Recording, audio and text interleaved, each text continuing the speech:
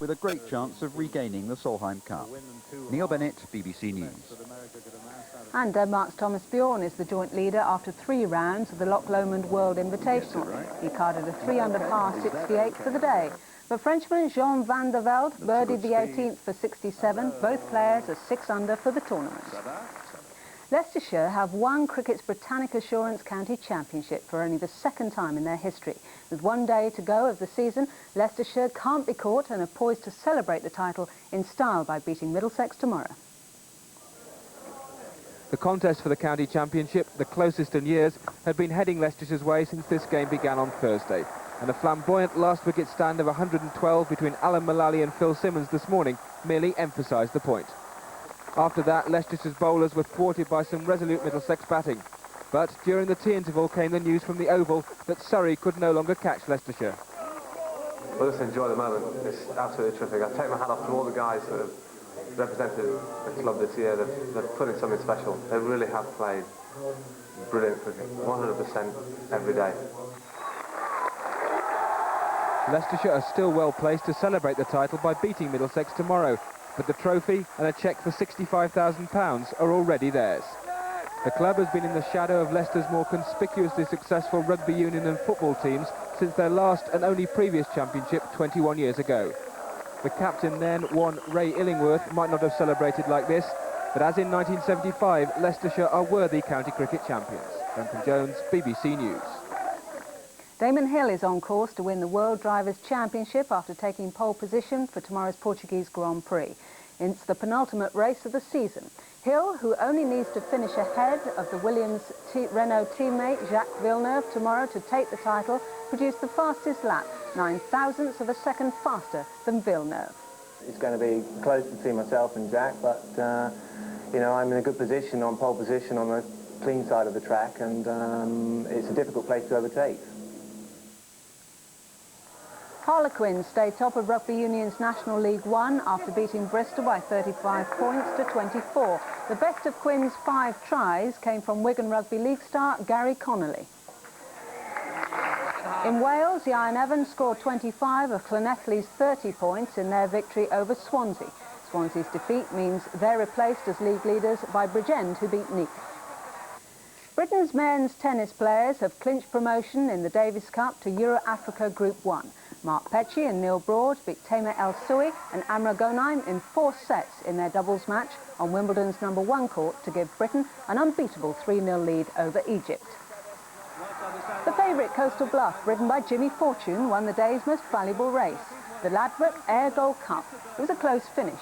Mr. Bergerac was second, with Prince Baba in third. And Indian Rocket, ridden by Richard Hills, won the Mill Reef Stakes at Newbury. Michael.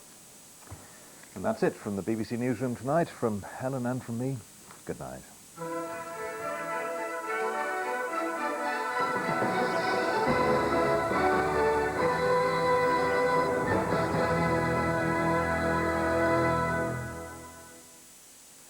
Good evening. Well, a scattering of showers across northern parts of the Midlands and southern parts of the northern part of England. You can see they're still on our radar through the evening, but they're going to die away, and I think most eastern parts could still see some cloud and 1 or 2 spots of rain, whereas most western areas should be largely dry. In fact, through Northern Ireland and western Scotland, skies clear enough for temperatures to dip down to about 4 or 5, so quite a chilly night.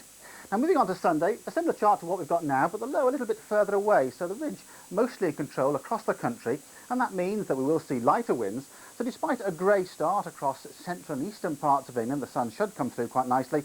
Showers through these eastern areas staying quite light. Further west, again, a good deal of sunshine, perhaps the best of the sunshine once again through western parts of Scotland. Now, with those lighter winds, despite temperatures not much higher than today's, it will feel just a little bit warmer. On Monday, the first signs of a change. This frontal system coming in from the west, so most of us will see a dry day, but in the afternoon, it'll cloud over in the west with some rain in Northern Ireland, eventually in some other western areas as well. A mercy mission for Flight 771 in a moment here on BBC1. But first, here's an update on tonight's National Lottery draw. The 6 winning numbers are confirmed as 7, 8, 12, 30, 35 and 41. And the bonus number is 47.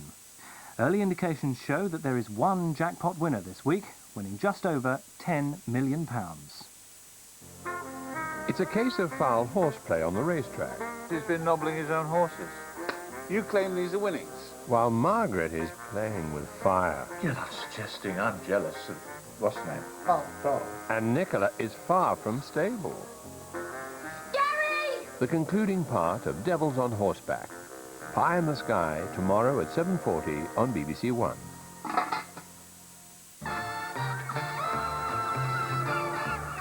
Now it's the Swedes on the counter, the insurance salesman. To the quantity surveyors, back to the insurance salesman. The shopkeeper's coming in. That's 1-1. The pressure's back on Aston Villa.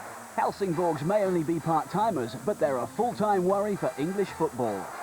Now, Aston Villa have got it all to prove against the tough Swedish side if they've any chance of keeping their UEFA Cup dreams alive. Helsingborgs v Aston Villa, live on Sportsnight, Tuesday at 8 on BBC1. Liverpool versus Chelsea and Aston Villa against Manchester United. Match of the day is at 10:45. Edge of the Seat film drama before that on BBC1, based on the true story of a mercy mission. Time is running out for Flight 771.